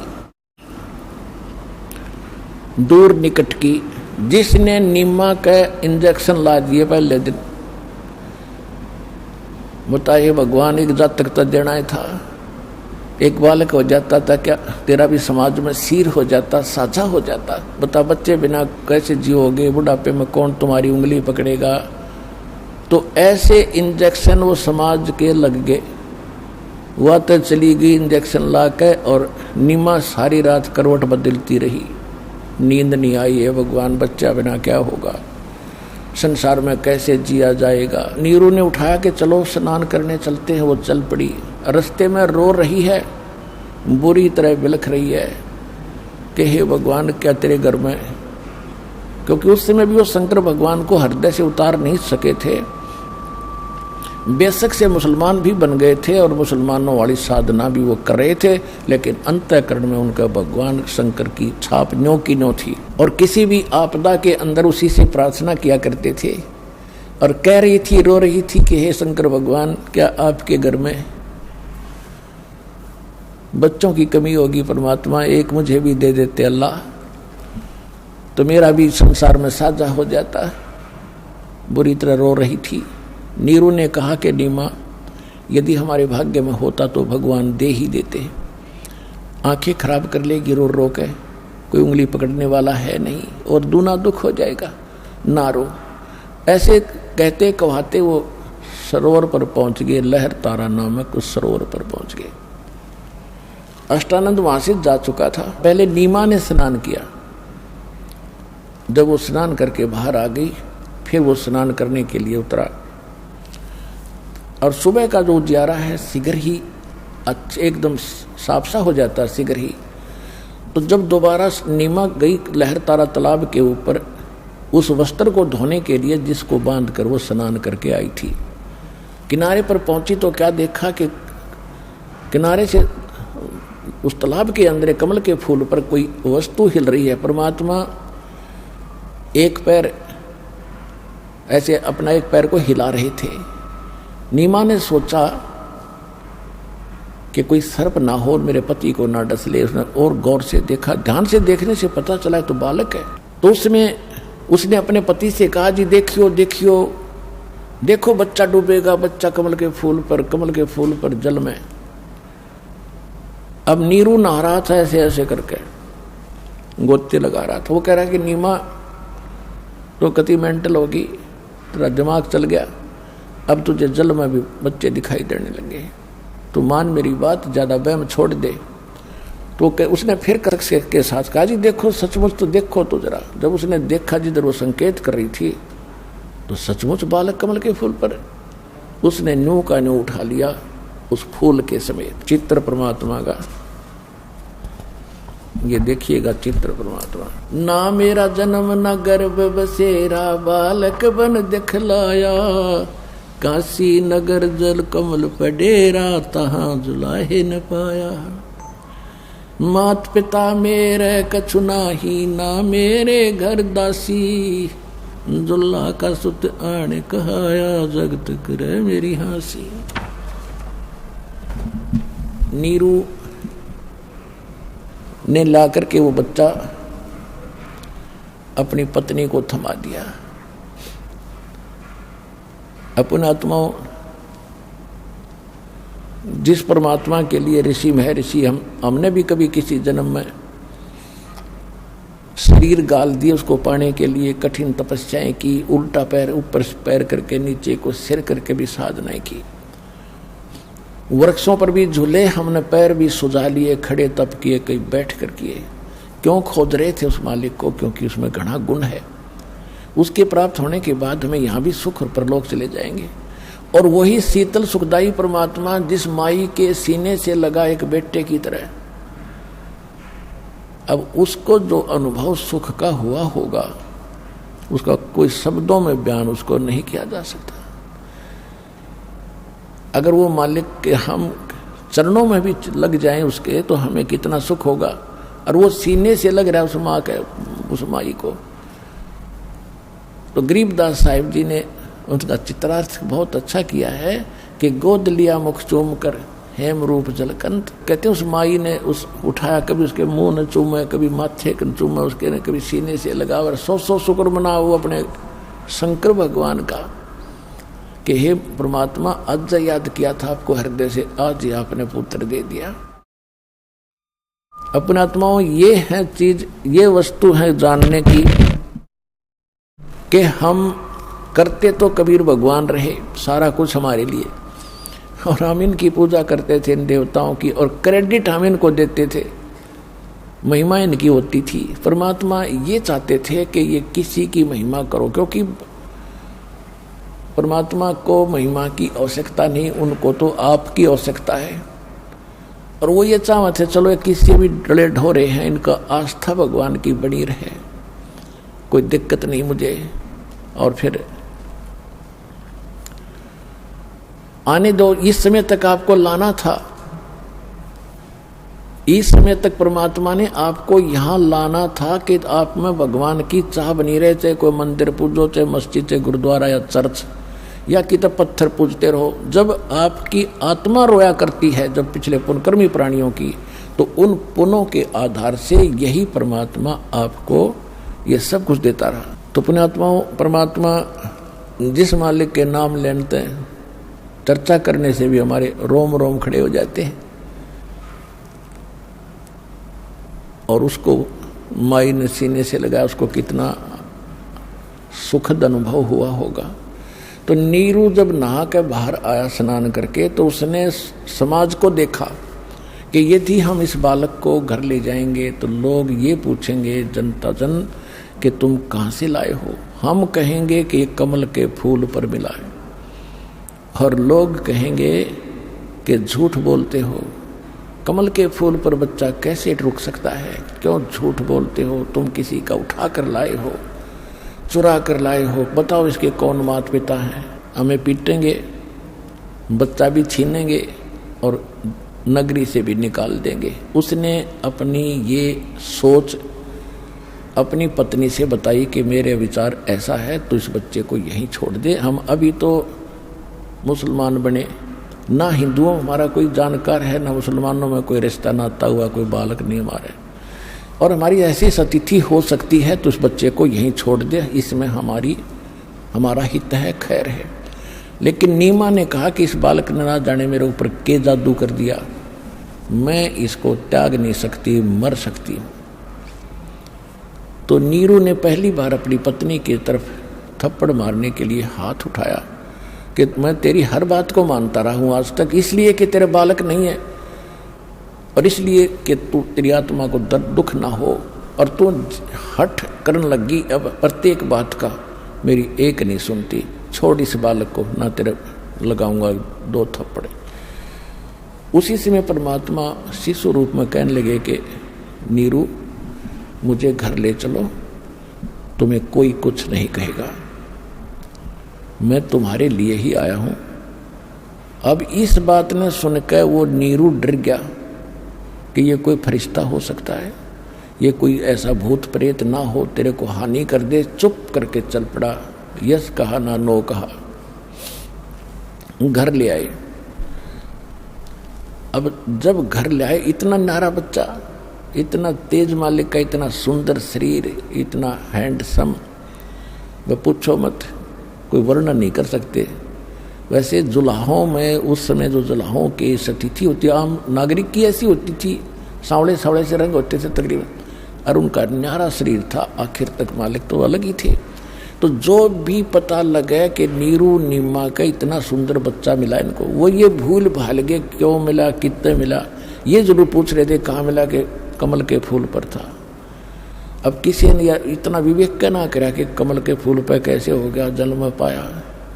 तो कुछ उन्होंने अपने हिसाब से थोड़ा बहुत चेंज भी कर दिया। वहाँ पर रखा था किनारे पर कमल के फूल पर धरा था कि ये खाम खाम चट वो ना करेंगे चट। तो कहने का भाव ये है कि सारा गांव ऐसे देखने के लिए चला उस बच्चे को, जैसे मंडली बनाकर औरतें गीत गाती हुई आया करती हैं, किसी के कोई देखना होता था, कोई बच्चा हो जाता था, ऐसे आने लगी। यहां तक कि राजाओं तक ये बात पहुंची कि इतना सुंदर बालक आज तक कभी देखा ना सुना। तो ये बात खत्म हुई। उसके बाद जब बच्चा 25 दिन का हो गया, ना दूध पीवे ना अन्न खावे, कुछ भी नहीं खावे पीवे। नीरू और नीमा दोनों चिंतित हुए, लेकिन नीमा माँ को ज्यादा टेंशन होती है। वह तो सारा दिन उनके मुंह की तरफ देखती रहती थी बच्चे को, और दूध वो पी नहीं रहा था। और स्वस्थ ऐसे था जैसे बच्चा किलो दूध पीता हो डेली, इतना तरह उसका शरीर स्वस्थ हो रहा था, फल रहा था, फूल रहा था। अब 25वां दिन जब निकला तो नीमा ने फाइनल कर दिया कि हे परमात्मा, शंकर भगवान, हे शंकर भगवान, आपने अपनी दासी की एक अर्ज सुनी थी और इस संसार में जीने की एक आस जागी थी। ये बच्चा आपने देना ही नहीं था दाता, अगर ये ऐसे मरना था तो। अब ये दूध पी नहीं रहा, अब ये कभी भी मर सकता है।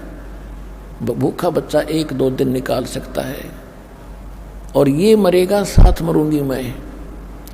अब इस संसार में मेरा जिया नहीं जागा। कोई व्यंग कसेंगे, कोई ताने लगावेंगे कि किरा किचका बच्चा ले थे ठा के, इसलिए तने संभाला, कोई ना मार दिया। एक कलंक मेरे सिर पर और रखा जागा, और इसके बिना मैं जी नहीं सकती। ये कति हृदय में मान लिया।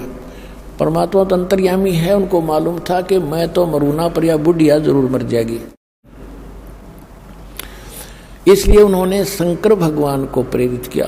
परमेश्वर के रिमोट से चलता सारा जीव। शंकर भगवान अपने शिवपुरी में, शिवलोक में ऊपर से एकदम उसका कसक हुई कि मुझे कौन पुकार रहा है।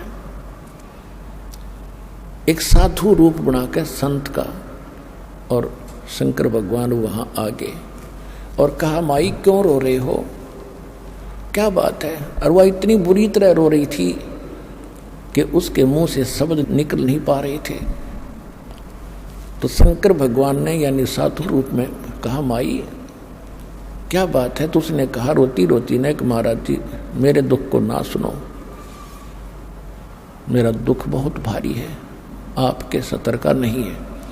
तो उसने कहा कि माई कहते हैं कि अपना दुख किसी को बता दे तो हल्का हो जाता है, आप बताओ तो हो सकता है मैं कुछ कर सकूं। तो उसने बताया कि पहले हमारे संतान नहीं थी और हम एक सरोवर पर स्नान करने जाते हैं। एक दिन मैंने अपने भगवान शंकर भगवान को याद किया था, हृदय से पुकारा था। उसी दिन मेरी पुकार सुनी, कमल के फूल पर एक बालक दिया उसने। और अब ये 25 दिन का हो गया महात्मा जी, ना ये कुछ खाता ना पीता। ये तो निश्चिंत है कि इसकी मृत्यु होगी और साथ मैं मरूंगी, मैं सुसाइड करूंगी, मैं जीऊंगी नहीं। ये फाइनल फैसला है, नो रो रही हूँ कि भगवान ना देते तो अच्छा। तो अब देकर ले रहे हो। तब शंकर भगवान ने कहा कि तेरा बेटा ला माई कहाँ पर है। वो लाई उठाकर, माई ने सोचा साधु संत कुछ वरदान दे देते हैं, इसके चरणों में डाल देती हूँ, बच्चे को जीवन रक्षा कर देंगे। जो ही बच्चों को, परमात्मा को, कबीर जी को, बालक को शंकर भगवान के चरणों में डालने के लिए जमीन पर डालना चाहा तो परमात्मा ऐसे हवा में उड़ गए और शंकर भगवान के सिर के समान इतनी ऊंचाई पर आकर न्यू के न्यू रुक गए। अब उस माई ने सोचा, नीमा ने, कि इस बाबा जी में गजब की करामात है, इसने मेरा बच्चा हवा में उड़ा दिया, देख न्यू का न्यू डांट दिया। तो फिर शंकर भगवान ने ऐसे हाथ किया जैसे बच्चे को हाथ में लेते हैं, परमात्मा वहां से उसके हाथों में आ गए। तो इन लीलाओं को देखकर नीमा की आशा जागी कि अवश्य मेरे बच्चे का कुछ समाधान ये संत जरूर करेगा। तो जब परमात्मा को शंकर भगवान ने गोदी में लिया तो दोनों की नजर मिली। तो शंकर भगवान ने कहा, उसके परमात्मा के हाथ देखे, क्योंकि ये जंतर मंतर ज्यादा लोगों का दिल डांटते हैं। परमात्मा के हाथ को देखकर कहा, माई तेरा बेटा मरे को नहीं, ये मरने वाला नहीं है, इसकी तो बहुत लंबी उम्र है। तो नीमा ने कहा कि महात्मा जी, इन सुख की सांत्वना से मेरा दिल नहीं डटेगा, यो बच्चा कुछ पीवेगा तो मेरा दिल डटेगा, ना तो मुझे इस सुख की सांत्वना से संतोष नहीं हो सकता। कुछ भी बात बनाओ, अविनाशी है, ये कैसे जिएगा, ये तो मरने वाला है। तब परमात्मा ने कहा कि शंकर भगवान, इनको कहो एक कुंवारी गाय ले आवे, कुंवारी गाय ले आओ बछिया, जिसके साथ बैल ना लगा हो, कभी टच ना की हो, और एक कुमार के घर से पवित्र पात्र ले आओ, कोई बरोला हांडी यानी कोई मटका मिट्टी का छोटा। तो उसने ऐसा ही कहा कि माई अपने पति को बुलाओ, वो भी आ गया।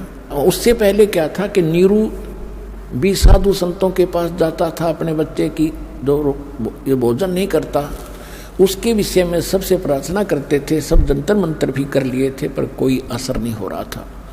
वही नीरू उस दिन ही रामानंद जी के पास गया हुआ था और रामानंद जी से सारी कहानी बताई कि स्वामी जी, मुझे एक ऐसा ऐसा बालक मिला हमारे को, और 25 दिन हो गए, उसने आज कुछ नहीं खाया, कि जंतर मंत्र बताओ। तो उन्होंने कहा कि भाई ऐसा कहाँ मिला था कि लहर तारा तालाब पर। कब मिला था कि इस दिन मिला था। तो उसने जो अष्टानंद वाली बात सुनी थी वो कुछ हृदय में आई, लेकिन उनका ये ना दचाई थी कि ऐसे भगवान कमल के फूल पर स्वयं आ गया होगा, तो उसने उसको ध्यान नहीं दिया।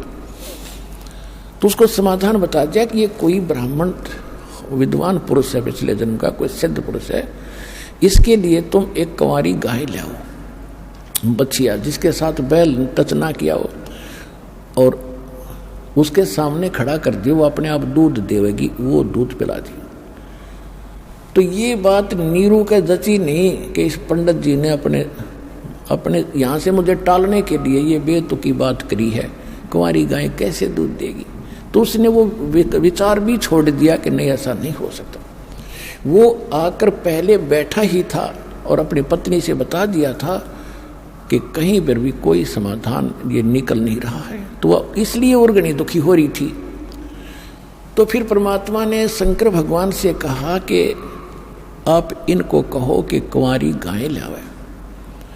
उसने अपने पति से कहा कि आयो जी, महात्मा जी ये कह रहे हैं कि कुंवारी गाय लाओ, वह दूध देवेगी जब यो बालक पीवेगा। अब रामानंद जी की बात तो उसका जची नहीं थी कि ये भी कभी हो सकता है। तो जब उस महात्मा के मुख से भी यही बात उसने सुनी नीरू ने, तो उसका कुछ दृढ़ता आई और कहा तू गाय ला। और परमात्मा ने कहा था कि हे शंकर भगवान, इनको कहो एक कुंवारी गाय लाए और उसके ऊपर आप अपनी आशीर्वाद भरा हाथ धर दियो, वह दूध दे देगी, आप तो महापुरुष हो। अब परमात्मा के बच्चे हैं ब्रह्मा विष्णु महेश भी, उनको उन्होंने पावर देनी है, उनकी महिमा करनी है। वो महिमा के भूखे नहीं है, क्योंकि वो महिमा से परिपूर्ण है। कहते हैं बड़े बड़ाई ना चाहे, ये छोटा बहुत एतरावे, जो प्यादा फर्जी हो वो टेढ़ा मेढ़ा जावे। कबीर साहब कहते हैं जो समर्थ हैं वो महिमा की चाह नहीं करते, जो ओछे होते हैं वो घने वही ज़्यादा अपनी महिमा की भूख रखते हैं, वो ज़्यादा अटपट करते हैं। जैसे जो फर्जी रास्ता होता खेतों में आपने देखा होगा, किसी के किलों के बीचों बीच बना लेते तो कहते हो टेढ़ा मेढ़ा जाता है, वो अस्थायी होता है। और जो सही रास्ता होगा वो तो बिल्कुल स्ट्रेट जाता है, वो पक्का होता है, उसमें डिस्टर्बेंस नहीं होती। तो कहते हैं बड़े बड़ाई चाहे नहीं और छोटा बहुत इतरावे, और जो रास्ता फर्जी हो फर्जी वो टेढ़ा मेढ़ा जावे। तो कहने का भाव ये है कि परमात्मा ने महिमा की भूख नहीं थी और जो लीला वो करते हैं वो करनी ही थी। तो उसी समय नीरू गया, एक बच्चिया लाया 1.5 वर्ष की, एक कुमार के घर से एक बर्तन ले आया। कबीर परमात्मा के आदेशानुसार शंकर भगवान साधु रूप में खड़े थे, कुमारी बच्चिया के कमर पे हाथ मारा, थप थप थपी दिया आशीर्वाद की तरह। उसी समय लंबे लंबे सतन हो गए और नीरू नीचे बैठा था, पकड़े उस पात्र को और वो दूध की धार बह चली और पात्र भरते ही वो रुक गई। बोलो सतगुरुदेव की।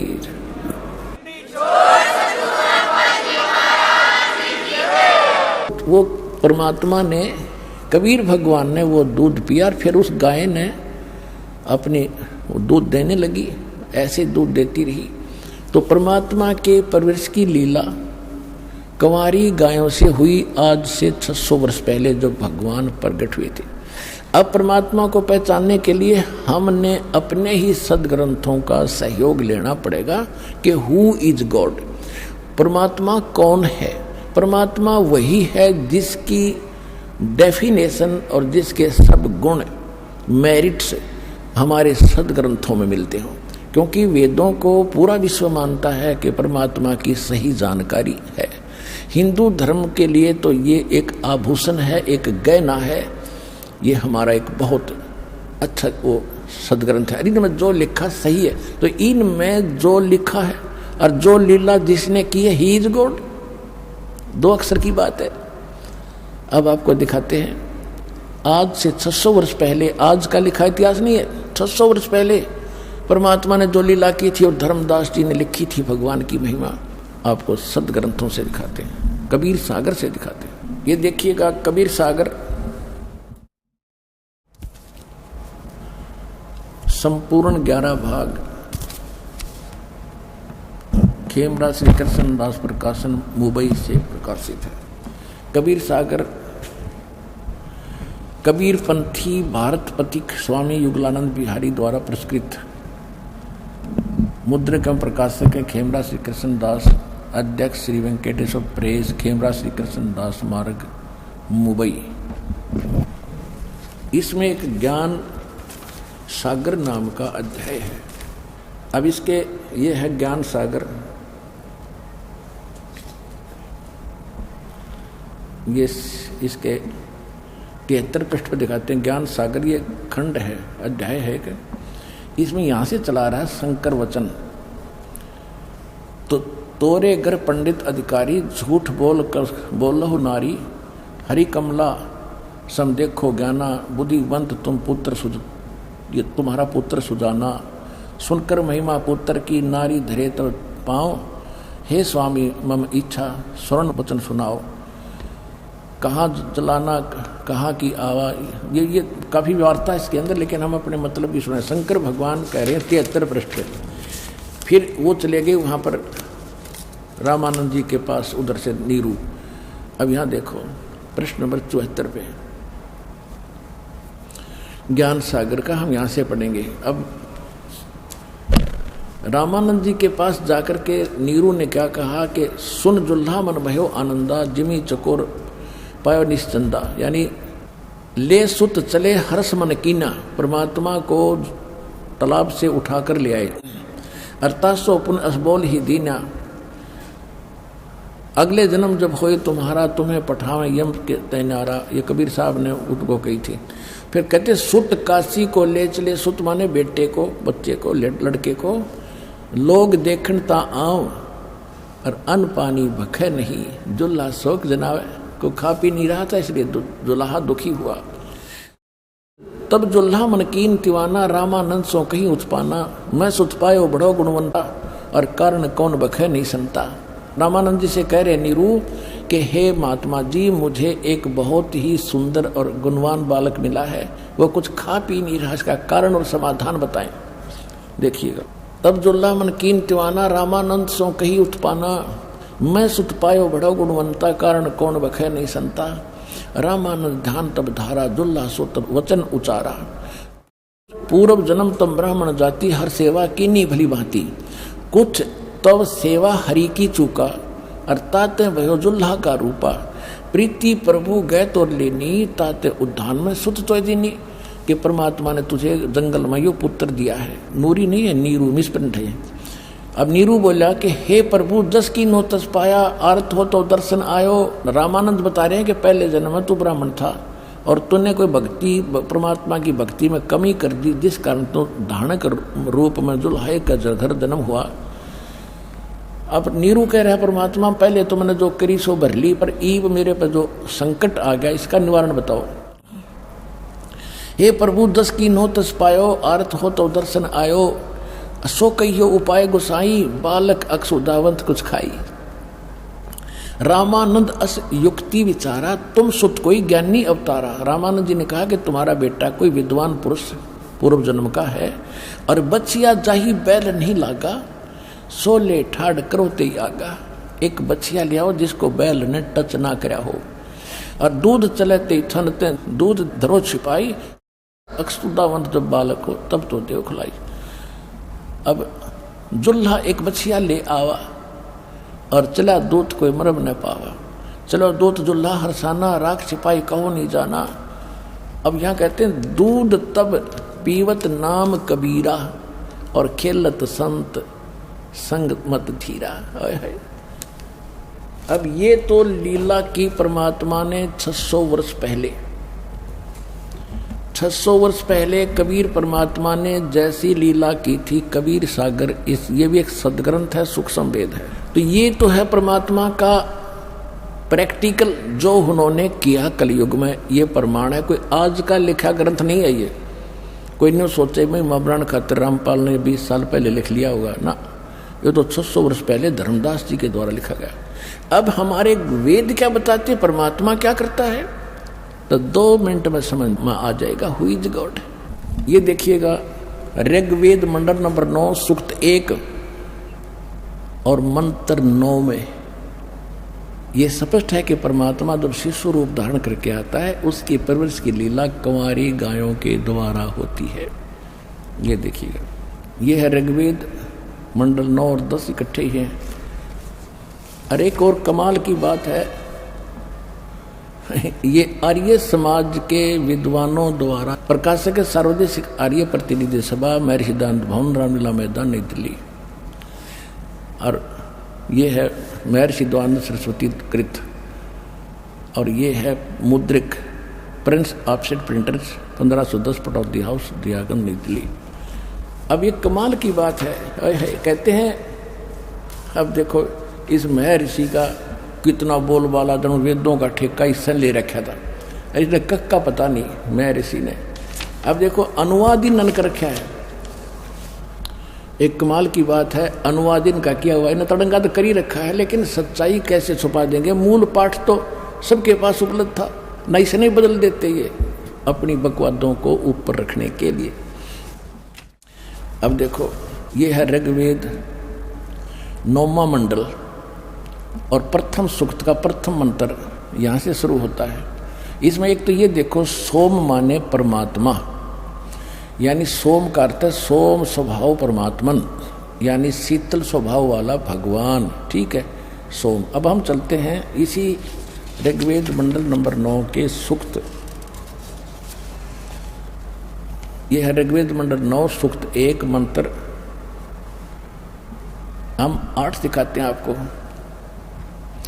इसमें क्या लिखा कि उस पुरुष को, परमात्मा को उग्र गतियां प्रेरणा करती हैं, यानी संसार में जब ऐसी परिस्थितियां हो जाती हैं, हाहाकार मच जाता है, बुरा हाल हो जाता है, तो उस समय वो परमात्मा एक सुंदर शरीर धारण करके पृथ्वी पर आता है। ये देखो, उस पुरुष को उग्र गतियां प्रेरणा करती हैं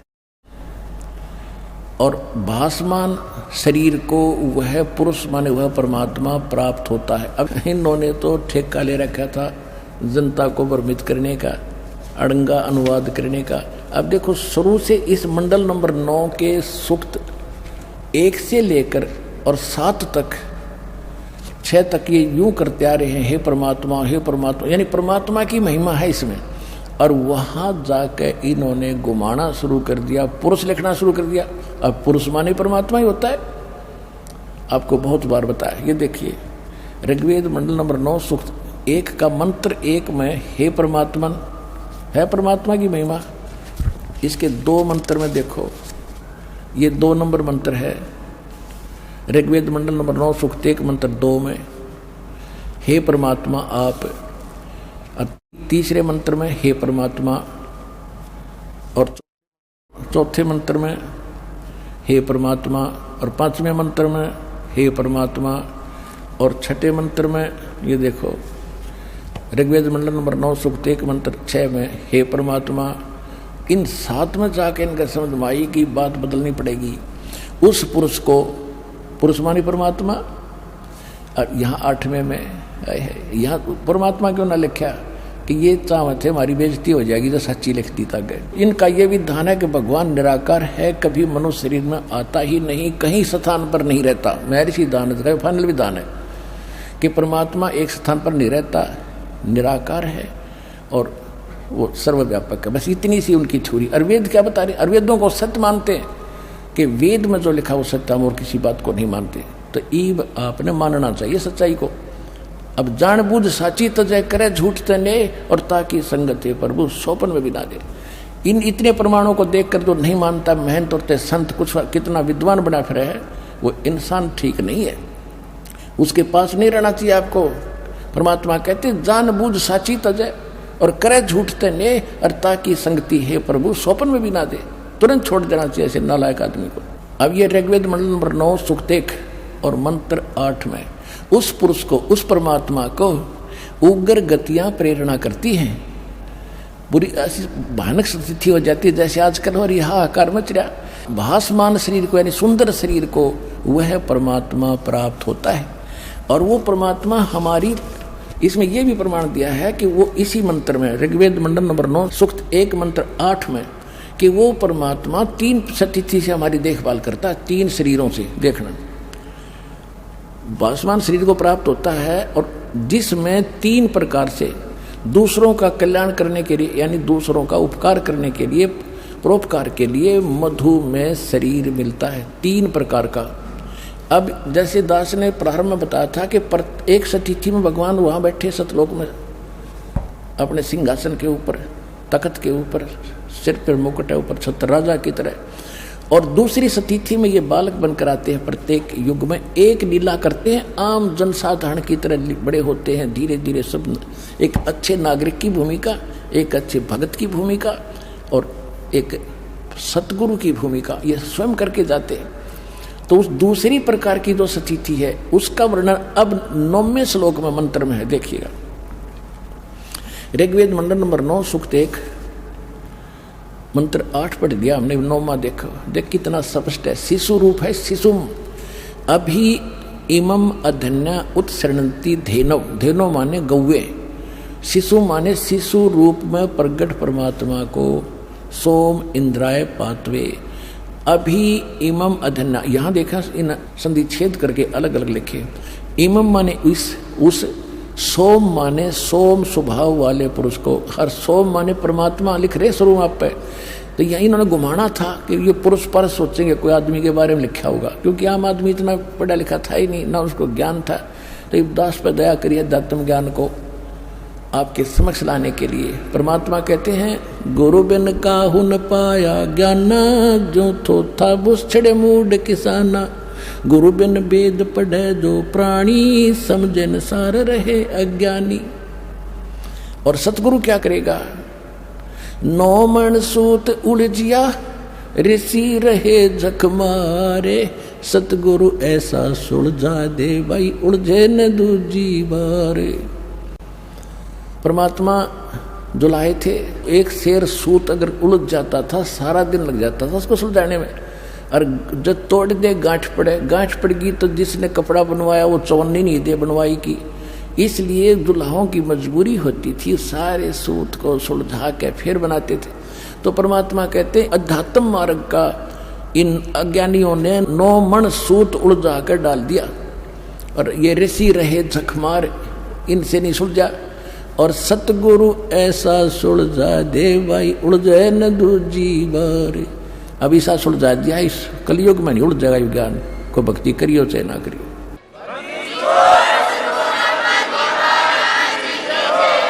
अब देखिएगा ऋग्वेद मंडल नंबर 9 सूक्त 1 मंत्र 9 पढ़ रहे हैं।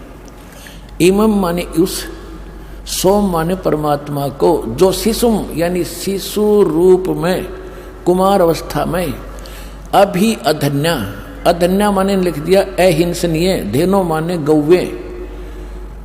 अब अहिंसनीय नहीं, हमारे देसी भाषा है या हरियाणा की, जो गाय बिना दनाई हो ना, नए दूध ना हुई हो, गर्भ ना रहा, उसको कहते हैं ये बिना दनाई है, अधन्या, बिना दनाई। और उसको संस्कृत में अधन्या यानी जो धनाई नहीं है, जो बैल ने टच नहीं की है सांड ने। और अभी यानी कंप्लीट, परिपूर्ण, पूर्ण रूप से, सर्व प्रकार से, यानी कंवारी। अभी अधन्या, ये कंवारी के लिए वो है प्रमाण। देखिए अभी अधन्या, सब प्रकार से, अधन्या माने बिना धनाई यानी कंवारी। अभी अधन्या इकट्ठा ही लिखना था। अभी अधन्या माने कंवारी गौओं से उनकी तृप्ति करती हैं, वो कंवारी गायें उनकी तृप्ति करती हैं। किसकी? उस शिशु रूप धारण, बालक रूप धारी परमात्मा की बालक अवस्था में। ये अभियदना माने कंवारी गौवें तृप्त करती है, उनकी परवरिश की लीला कंवारी गायों से होती है। ही इज गॉड, जो ऐसी लीला करता है। तो यह करी किसने थी? 600 वर्ष पहले उस कबीर परमात्मा ने उस धानक जुलाहे को कहा करते थे, वो थी। और जिन महापुरुषों ने परमात्मा को जाना, जिनको मालिक तीसरी सतिथि में आकर मिले थे, आदरणीय धर्मदास साहिब जी, आदरणीय नानक साहिब जी, आदरणीय मुल्कदास साहिब जी, आदरणीय दादू साहिब जी, आदरणीय गरीबदास साहिब जी, आदरणीय गीसादास साहिब जी, इन महापुरुषों ने क्या बताया है? हम सुल्तानी नानक तारे दादू को उपदेश दिया, जात जुलाहा भेद न पाया, वो काशी महे कबीर हुआ। अनंत कोट ब्रह्मंड का एक रति नहीं भारे, सतगुरु पुरुष कबीर हैं ये कुल के सृजन हो रे। ये भी स्पष्ट कर दिया गरीबदास साहिब जी ने कि मैं, इंक्लूडिंग मी, हम, इब्राहिम सुल्तान अधम, दादू जी और नानक जी को भी उन्होंने पार किया। हम सुल्तानी नानक तारे दादू को उपदेश दिया, जात जुलाहा भेद न पाया, वो काशी महे कबीर हुआ। अब दादू साहिब जी ने क्या किया है? जिन मुझको निज नाम दिया, सोए सतगुरु हमारे, दादू दूसरा कोई नहीं, वो कबीर सिरजनहारे। अब नानक साहिब जी ने क्या कहा है? गुरु ग्रंथ साहिब के, नानक साहिब जी का पहले पहले की जो वाणी है, वो स्वयं नानक साहिब जी के मुख अरविंद से उच्चरित है। पहले मेले की वाणी है 24 नंबर पृष्ठ पर, कि तेरा एक नाम तारे संसार, तेरा एक नाम तारे संसार में, एहो आस एहो आधार, भाई सूरत मुलुक की वेश, ई ठगवाड़ा ठगी देश, खरा सियाणा भोता बारिये, ढाणे का रूप रहा करता। गुरु ग्रंथ साहिब के 721 पृष्ठ पे लिखा है कि एक अर्ज गुप्तम पेश तोदर कून करतार, हक्का कबीर करीम तू बे अपरवरदिगार। उसमें नाम लिखा दाता का कि हे कबीर परमात्मा, हे हक्का कबीर माने हे सत कबीर, हक माने सत्य, हक्का कबीर करीम तू बेऐब परवरदिगार, और सारी सृष्टि का रचनहार तू ही करतार। फिर 731 पृष्ठ पर लिखा है कि अंधला नीच जात परदेसी मेरा, खिन आवे तिल जावे, अर्जा की संगत नानक रंदा, कैसे मोंडा पावे। कति प्रमाणित कर दिया को नीच जात को, जिसने तुम, वो है मेरा परदेसी, मेरा साथी, यानी मेरा भगवान। एक सेकंड में यहाँ देखता हूँ, एक सेकंड में ऊपर पावे। तो इसकी आद और अंत को मैं क्या बताऊं तुम्हारे को।